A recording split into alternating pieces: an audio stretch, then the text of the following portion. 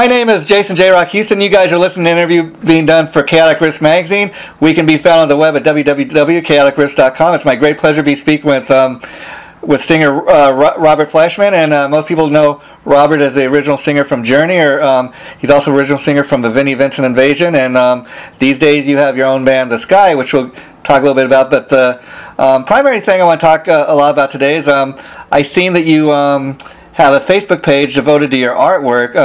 You're one of these guys, Robert's gotten into painting recently, and I was really impressed with a lot of your artwork up there. So I guess the best place to start, if you could share with us how you got into doing this artwork. Oh, well, thanks a lot, Jason. Hey, I got into art when I was like 13 years old. Wow. And when I was 13 years old, I used to do collage. And I've done collage ever since. I've painted ever since. And I still do, like, 6 foot by 4 foot paintings. And some 5 by 5 paintings, large pieces of work. And I've been doing it all my life. I've actually done sculpture where, wow, you get like a 60-pound piece of marble or alabaster, and you get a 2-pound hammer and chisels and start whacking away, Okay. Now, I was curious, Robert, if at all in your career, if you've ever designed your own album covers or album covers for other people, because I know one guy that was doing that for a while was Chuck Wright, the bass player from Quiet Riot. Yeah, I actually worked with Chuck Wright on 2 of my albums once. Oh, cool. Yeah, I did, what was it, Look at the Dream album. Okay. I did with Chuck Wright. Wow. Again, small world. And then he assembled one album called Dreaming in Tongues, I think. Okay. Or I might have done that, but I do all the artwork for all my projects, basically. Or I have somebody I co-work with. So yeah, and then it extends into my art, which is my art page on Facebook. Yeah. And I have robertfleischmanart.com, which has all my stuff on there, and those are all collages. Wow. Done digitally on my phone. And so I was kind of curious, Robert, because again, a lot of people know, like like myself, I know you through your singing career. But I was curious, did you start singing before you got into art? Were you kind of doing both at the same time? Kind of at the same time. I think I wrote my first song when I was like 13 years old, and I had a girlfriend. She had one of those classical guitars that was under her bed, and I kind of picked it up, and she had a book of chords, Mel Bay book of chords, and I just kind of looked at those, and I just started writing. But the funny thing about my playing and stuff like that, I've never played any other people's music, or I like that song and learned how to play it. Everything just kind of comes off the cuff all my life.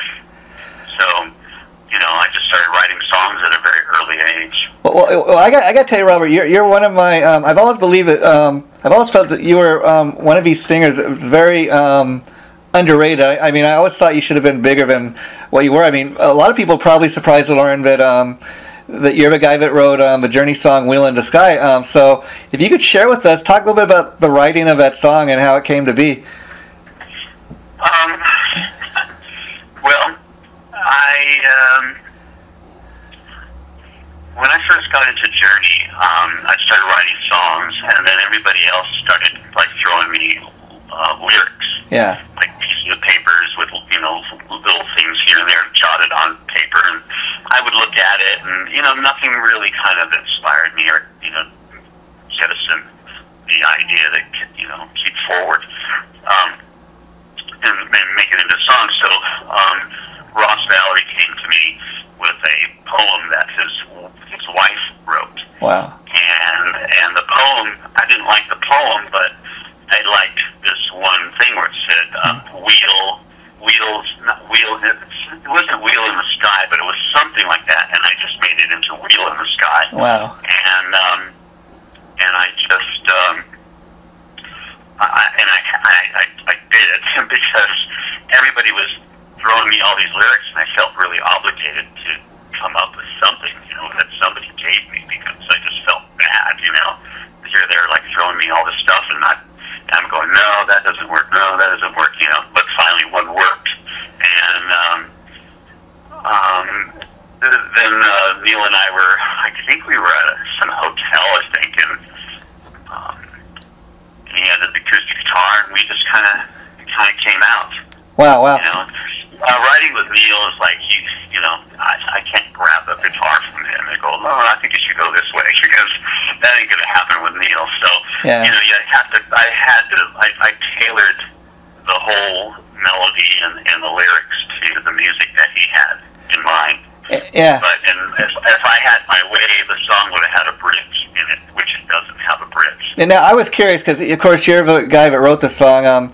What did you think of, you know, they ultimately recorded the song with Steve Perry, so when you heard, you know, when you heard that song on the radio for the first time with Steve's voice, or, you know, what was that like for you, you know, to have one of your songs on the... I was driving in Los Angeles going down Westwood Boulevard, and the radio was on, and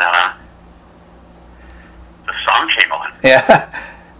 And I'm like, you know, I'm listening to the song for the very first time, and I was just, I was really moved. I mean, I just kind of got teary-eyed, because I felt like I felt like somebody who had written a book and was out there now, and like it was getting a good, good review, you know, and I felt like, yeah, this kind of like, you know, designated me as a songwriter. And I felt really good about it, you know, even though I didn't sing it, I didn't care. But I was like, hey, I'm a fucking songwriter, you know. Yeah, and the interesting thing about that, you know, about the song, being a songwriter, is that is an iconic song. Even as we sit here and talk, you know, in 2015, all these years later, that's one of the, you know, big Journey staple songs that's still being played on the radio. So I'm sure. I know, it truly amazes me. I mean, it really does. And you know, it's like, you can be the greatest singer, you can have the greatest guitar player, you can have the greatest band, but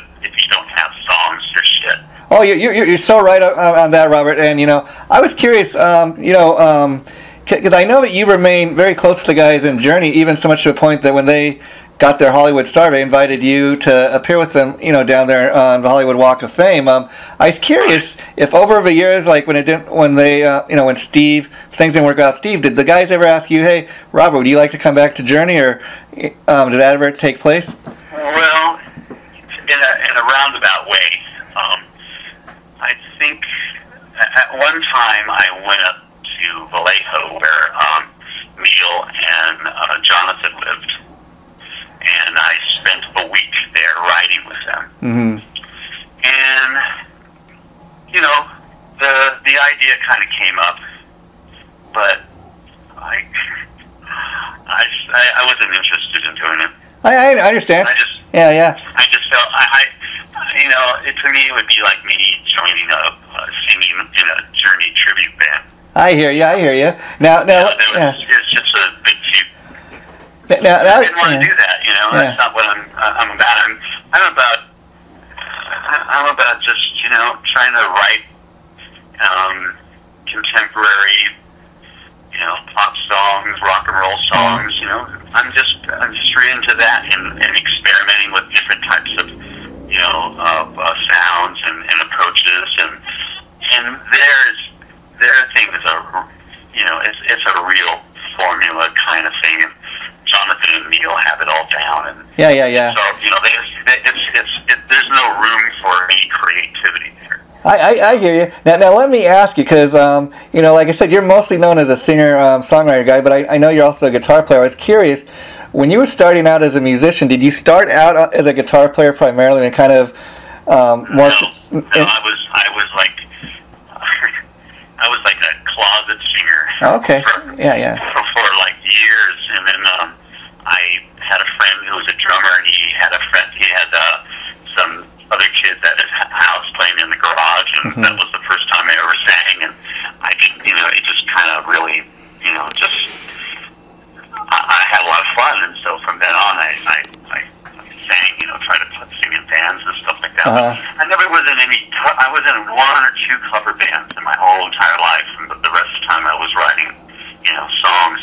But when I was a kid, I used to come home from school, elementary school, and go home for lunch, and I'd make myself a sandwich or whatever, and then I would be at home, so I'd just turn on my stereo, and I would just like let it blare, and I would sing along with the Beatles and the Stones and the Who and all that. And then prior to that, when I was even younger, for Christmas I got a little Norelco tape recorder, a little reel-to-reel with a tiny microphone. Yeah. And the only way I could hear music in my room was record off the record player, the stereo system in my parents' living room. So I would go there, record it, go in my room, and I could hear it. So then I would sing along to the Beatles and all that stuff. And then later on, I would go in the living room, and I just would turn on the stereo, and I would turn on my tape recorder, and I would sing, and I would blend right into it, Yeah. And then that's how I heard myself for the very first time singing, practicing with a tape recorder and trying to blend in with, certain singers or whatever, Yeah. And that's how I got my ear. And so, I was curious, we don't have to get too much into the Vinnie Vincent stuff, but I was curious because out of all the guys he's worked with, you're the one guy that he seems to have the most praise for. Like, for example, you did the debut album, and you did the Euphoria EP, and I know there's a Guitar from Hell full-length album that hasn't been released, but he's always been talking about wanting to redo that second album that he did with Mark Slaughter. He talked a lot about wanting you to be the vocalist, come in and redo that. Did you and him ever have any discussions about that? No, I haven't spoken to Vinnie in over 30 years. Wow. And I was just curious, like, because again, like you were talking about, you're a guy that's mostly, done your own thing, and so what was it like working with him as far as a collaborator and a songwriter? Because like that first album, I just really loved, and I know there's a lot of Vinnie probably trying to control everybody, but I think yeah, go ahead. Sorry. I was just saying that debut album, between those first two albums, I think that debut album to me, even all these years later, stands out of all the solo stuff he did. Oh, thanks. Working with Vinnie was pretty easy, actually, in the sense when it came down with me, because I think, I think Vinnie looked at me eye to eye, where other people he didn't look eye to eye, and that's where he got in trouble. Yeah. But when we went in the studio, funny story. He would just give me the lyrics, and he would just give me a basic idea of the melody, and then I would go in, and I would just kind of just improvise. Yeah. So I pretty much improvised on all that stuff, but a lot of that stuff was assembled by Dana Strum sometimes. Like, he would take, one take from here and another take from there and assemble it. And to me, he kind of fucked up the whole melody structure. And a lot of that stuff is off the cuff, and I didn't get a chance to just really look at it and go, well, the first verse is really good, but the second verse is a little like the first verse. It's not following the same melodic musical line, So, let me go in there and fix it, so it's cohesive with the first verse and the second verse. So it's all cohesive. It's the same, it's the same color. So, but a lot of stuff I wasn't there, and Dana kind of, okay, yeah. His so-called magic, like tragic magic. Wow. And so, but working with Vinnie, he was always very, very nice to me. He was always accommodating me somehow, or just wanted to make sure I was happy, and and then on the same time, it's just everything kind of fell apart when he started meddling in his business. Yeah. But he should have been. He should have had his hand on the steering wheel, instead of letting Dana Strum steer the whole thing. Yeah, I think he kind of. That's where he lost all his power. I think he found that out. Basically, he gave all his power to Dana. I think he found that out years later, unfortunately. But I just always found it interesting because anytime you'd ever read like an interview or anything he did, and they talk about the invasion, he'd always talk about how Robert was his to go. He always had nothing but positive things, to say about you. And I always noticed that. I'm quite sure he doesn't say very nice things about me, because I'll never say a nice thing about him. No, not Dana. I'm talking about Vinnie. Like anytime I've read anything he did, like he said that you were his favorite vocalist he worked with and stuff. And so it's kind of fun, kind of found it interesting that you're the one guy, because a lot of other guys he had problems with. Yeah, well, I think I was probably the most forgiving out of all of them. Yeah. And understood him, at the same time. Well, and then we've talked about that all day. But getting back to your artwork, Robert, I was curious. I was looking on the Robert Fleischman art Facebook page, and I see that there's another website you're saying people can go to if they're interested in making purchase of any of your art. So, do you want to talk a little bit about that? Yeah, I have a website called robertfleischmanart.com, and you can buy all my prints there. They're $300. Yeah. They're on beautiful hard print paper, heavyweight. Yeah. And they're beautiful. They're just beautiful prints, and they're 2x3, so they're nice big size. And it takes me about 11 hours or so to do one. 11 or 12 hours, and just finding the right images that complement each other and to form the collage. And this is kind of funny. I started doing those collages in last February. Wow. And the reason I started doing it is because one day I woke up and one of my eyes, I had this thing called serious central retinopathy. Wow. Which was it's kind of like having a blister on your eye. So when I would look at, say, I'm looking at a bullseye target, I can't see the bullseye. I can see the outer rings, but I can't see the bullseye. Or if I look at a straight line, the line is bowed. Wow. And so, I thought, God, I'm going blind, Yeah. And so I thought, I just started doing as much art as I could possibly do.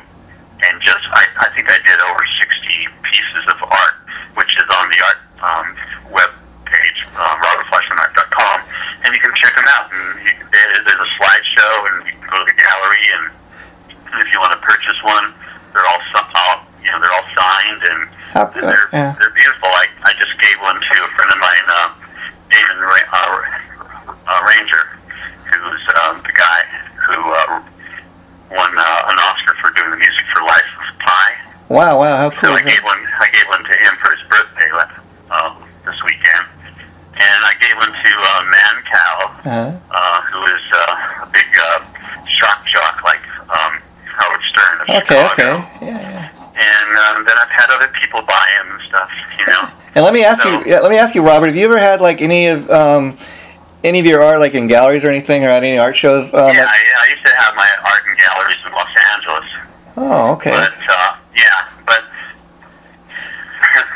but right now, all my stuff is in storage right now. So I'm not in the mode to do any art galleries or do any painting. But so I got into doing the collages, and all those collages that are on the website were done on my phone. Wow, how amazing is that? Now let me ask you. I talked to somebody from a museum, and they think that I came up with a new genre of digital art phone. You never know. I mean, digital phone art, actually. I mean, you never know. There's always always these things being discovered. I mean, I don't know if you heard about the artwork Frankie Benelli's done, and Bill Ward and some of these other. Yeah. I've seen Frankie's art. We talked. I've been seeing Frankie. Yeah. This summer, I must have seen him at least 4 or 5 times. Wow. So, yeah.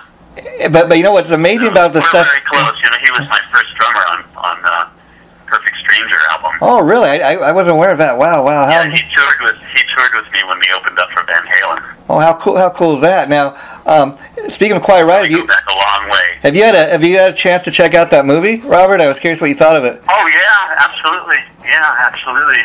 I've seen it twice. Oh, cool. And I know his wife Regina that filmed it. Actually, she was filming one time before the movie when Frankie and I had got together for the first time in many years, and she filmed it. Wow. And so I was curious, like talking about Frankie's artwork. What's amazing about that is I had no idea. When I first heard he was doing artwork, I thought it was just like a lot of these guys just doing paintings and stuff. And then I come to find out he goes in a studio and he beats on his drums, and depending on how hard he beats the drum, that's what comes out. Right. Which is kind of just a mind-blowing thing. So, I mean, you may be onto something new here. Who knows? And I was curious, being known as a musician all these years, when you start getting out there, in the art world, what kind of response have you been getting? I mean, it must just be amazing.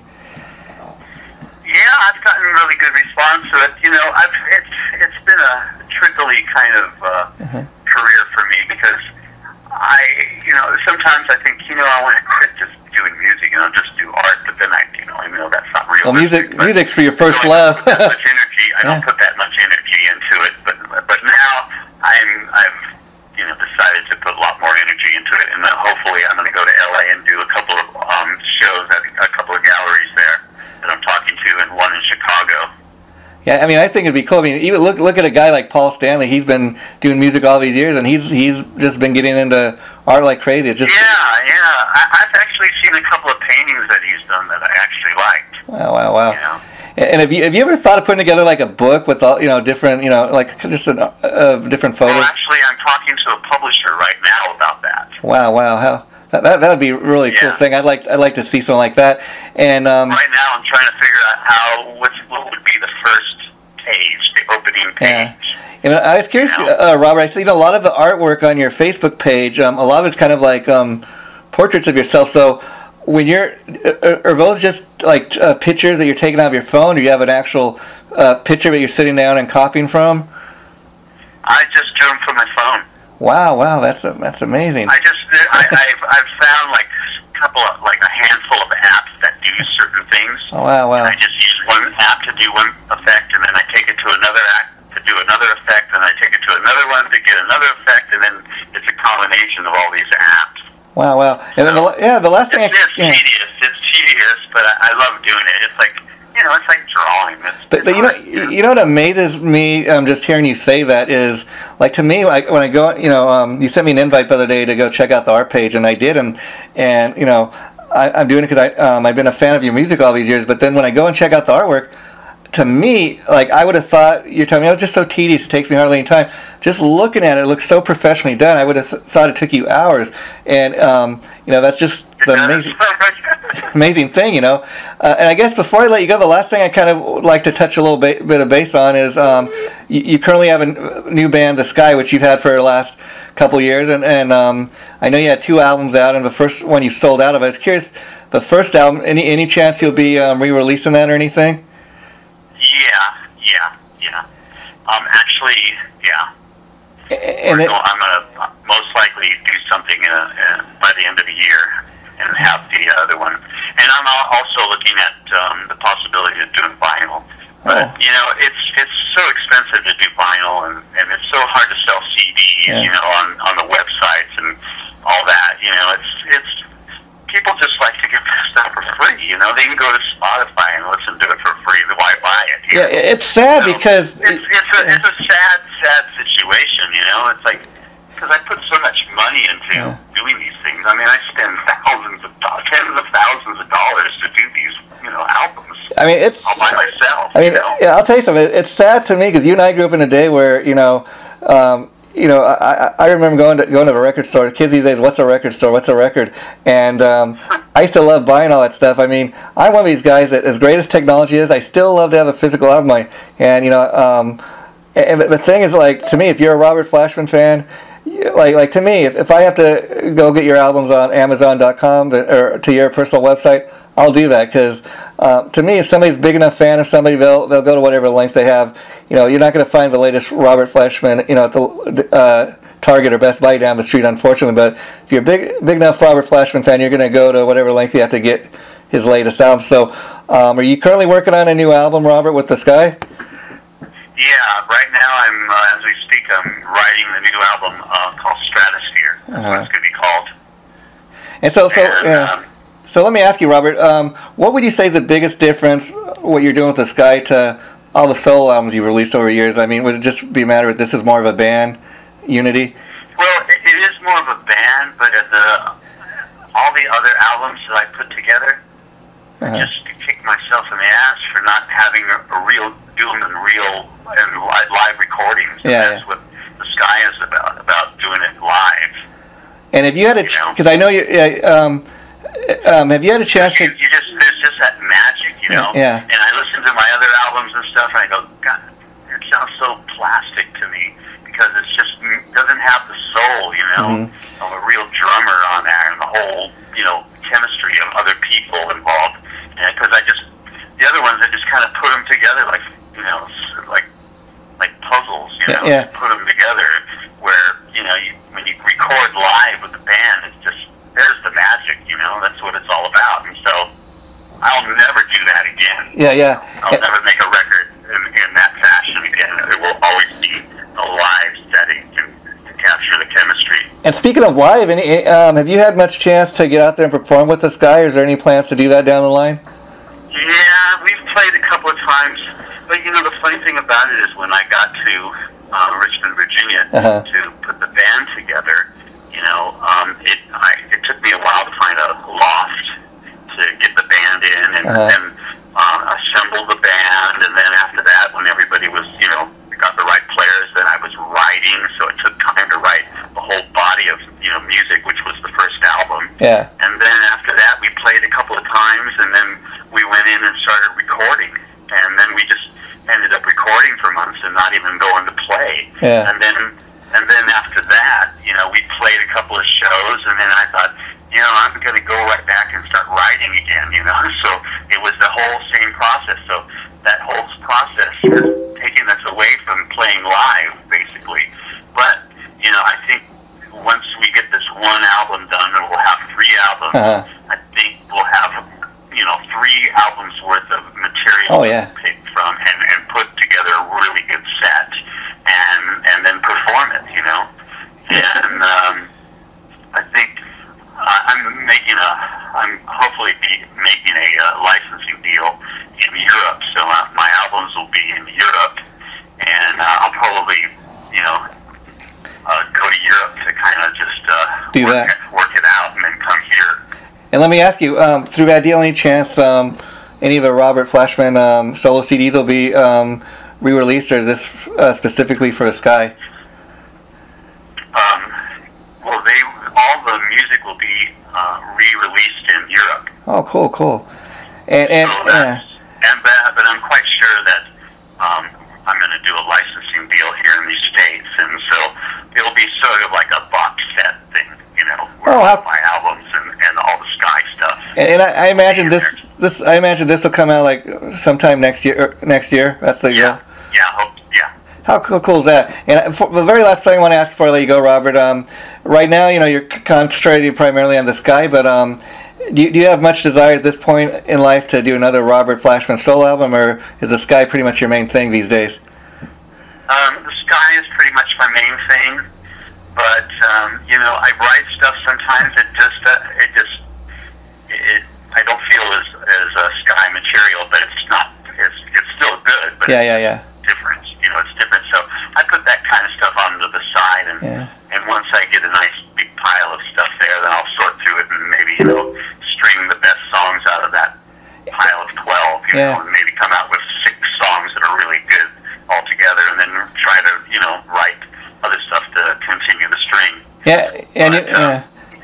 And a lot of guys are putting out like books on their life story. Have you have any interest in doing that, or you just want to stick to the music and the art? What do you mean, life story of what? Like autobiographies. Write a book about your life. Yeah, that we were talking about earlier. Yeah, I'm going to do that. I'm talking to a publisher right now. Oh, okay. How cool is that? I'm in the midst of actually writing the first couple of pages to sort of get them hooked, and then they're going to pitch it. Well, Oh, well, good luck with all of that, Robert. It's been so... yeah, me too. I really enjoyed talking to you, and I was just going to say, I'm not exactly sure. The interview will be going up sometime probably sometime early next month, and I'll be sure to let you know the minute it goes up. But thanks for doing this, and you know, when the new Sky album drops or whatever, get in touch with me. I'd love to help you get the word out about that. But thanks so much for talking to me today. I really enjoyed it. Well, Jason, I really appreciate your support and the love that you pour out, man, because people like you make artists happen and keep them visible and let people know what's going on, and I appreciate your... Well, that's what we're here for. And let me just say, if guys like you didn't put out quality music, all these years, we wouldn't be here to support it. But like I said, I mean, before I end this, I just want to tell people again, talking to Robert Fleischman, who, he's a guy who wrote "Wheel in the Sky," famous Journey song, and it's on the radio, all these years later. So Anytime. I wrote "Anytime," "Winds of March," "All for You" for Journey. Wow. And yeah. Well, like I said, your music stood the test of time, Robert. So thanks so much for doing this, and we'll be in touch. Thanks for talking about my art. Well, like I said, I was really impressed by it, and Fleischmanart.com. Thanks so much. Yeah, like I said, I was really impressed, and I just want to get the word out and let more people know about it, because I think they'll be equally impressed when they see it. Well, listen, you go on the website and you pick out something you like, and tell me which one you like, and give me your address, okay? I'll do that, Robert. And let me just thank you so much in advance. You don't know how much I appreciate that. It's thanks so much. Thank you. You take care. I'll talk to you later. Bye-bye.